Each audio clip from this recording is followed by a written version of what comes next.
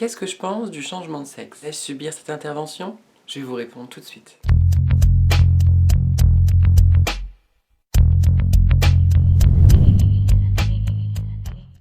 Comme vous le savez, une personne transgenre peut faire le choix de vivre avec le sexe opposé de son sexe de naissance. On appelle ça une personne transsexuelle. Vous savez ce que je pense de ce terme? Inutile de repasser par là. Pfiou! Mon mascara, mon mascara! Évidemment, que ce soit au programme ou non, une personne transgenre pense forcément au changement de sexe. Elle a une idée à propos de ça, elle en a envie ou pas, et forcément, je me suis posé beaucoup de questions à mon tour. Dans ma vie en général, j'ai toujours eu une mini-dysphorie au niveau génital.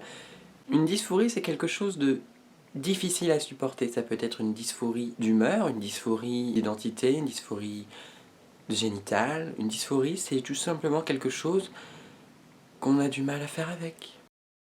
Mais en fait, je me suis rendu compte avec le temps, et en commençant ma transition, j'avais toujours un peu cette dysphorie, mais le temps m'a fait prendre conscience qu'en fait, j'avais pas de problème avec mon pénis. Avec ma bite. J'avais aucun problème. C'était plutôt l'acte de me dire que je ne devrais pas coucher de cette manière. Je ne devrais pas avoir de relations sexuelles gays. J'ai toujours été gênée dans les rapports sexuels. J'ai toujours été gênée parce que j'avais pas ma place. Donc forcément, quand on commence un THS, on se dit « Ok, je suis en transition, je vais me féminiser, mes seins vont pousser, mon visage va un peu s'harmoniser, va changer, se féminiser quoi. » Et donc du coup, faut forcément que je passe par la partie génitale, il faut que je change ça, il faut que je sois une femme. Je ne me sentirai jamais accomplie sinon. Bah non, pas du tout. En fait, avec le temps, je me suis rendu compte que c'était des conneries, que... En fait, je me sentirais pas plus une femme si je changeais de partie génitale. Je veux dire qu'en fait, pour moi, personnellement pour moi, vous savez, comme je vous ai dit dans la vidéo précédente, qu'il n'y a pas de sexe masculin, il n'y a pas de sexe féminin. Et si avoir ce genre d'intervention, pour moi, ce serait aussi assumer que pour être une femme, il faut forcément avoir un vagin. Et non, non, je suis pas d'accord. De plus, au niveau sensations, j'ai toujours été habituée, j'ai toujours eu ma sexualité, j'ai toujours eu ma façon de faire, j'ai toujours eu... Quoi qu'en fait, j'ai toujours eu plaisir avec ma façon de faire. Ça n'a jamais été laborieux. Et je me dis que changer comme ça de sexe, alors que j'en ai pas forcément besoin, parce que je me sens plutôt bien dans mes rapports sexuels, ce serait complètement ridicule, ce serait de la boucherie pour rien, et juste pour pouvoir me mettre dans une case, juste pour plaire à la société. Non, je suis une femme, j'ai une bite, et je l'assume pleinement. Quand je vous parle de mini-dysphorie que j'ai pu avoir auparavant, je pense tout simplement c'était parce que mon corps n'allait pas. Mon corps n'allait pas tout simplement. Le fait d'avoir une apparence masculine et de coucher avec un homme, c'est plus ça qui me dérangeait que d'avoir un pénis au final. Et c'est quelque chose que j'ai fini par comprendre avec le temps pendant ma transition. Ça m'a pris presque 1 an d'ailleurs à m'y faire. Et c'est ça en fait, c'était ça la dysphorie. C'était pas mon pénis, c'était mon apparence. C'était mon apparence. Beaucoup d'entre vous doivent se dire, mais pourquoi elle parle de ça? Pourquoi elle parle de ce qu'elle a entre les jambes? C'est mon choix, j'ai pas honte et j'assume en parler. Si ça peut même en aider certains d'entre vous à ne pas se faire opérer et à le regretter par la suite, tant mieux, tant mieux. Je le dis à votre place. Bien entendu, si vous voulez vous faire opérer et que vous avez vraiment une dysphorie, une forte dysphorie au niveau génital, il n'y a pas de souci non plus. On ne juge personne, je ne juge personne. C'est tout à fait compréhensible et chacun fait ce qu'il veut de son corps, chacun fait ce qu'il veut de sa vie et chacun vit sa vie à son rythme et à sa façon. En fait, je crois que je me fais surtout plaisir à faire cette vidéo pour les haters.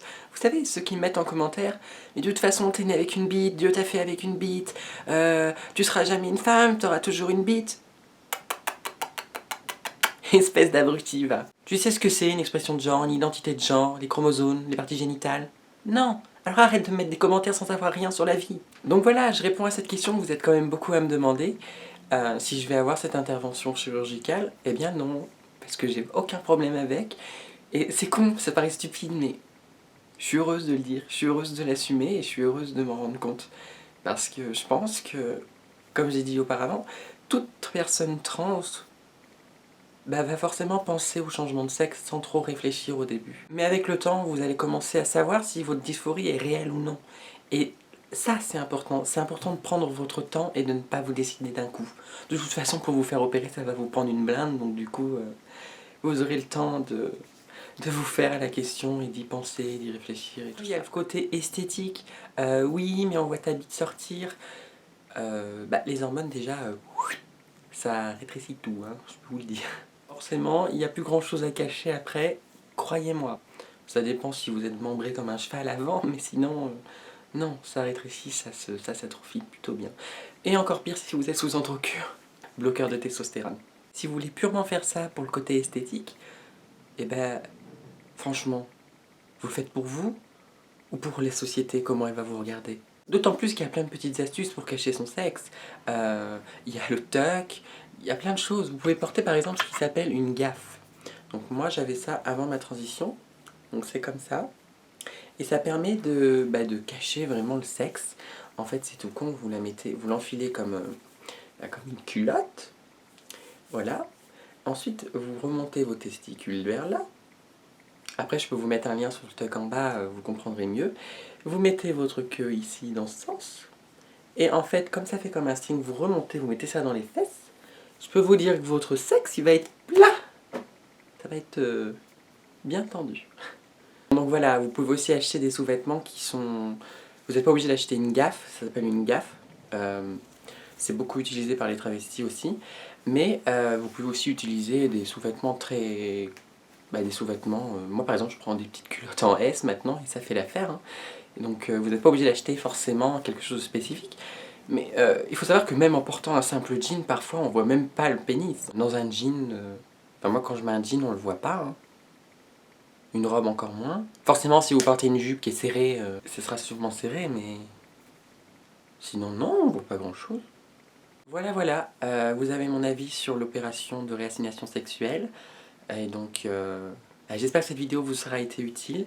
Je vous fais de gros bisous. N'hésitez pas à vous abonner, à liker, à mettre un petit pouce ou à mettre un pouce dans le cul. Et puis voilà, je vous dis à la prochaine. Je vous fais de gros bisous et suivez-moi partout. Bye bye.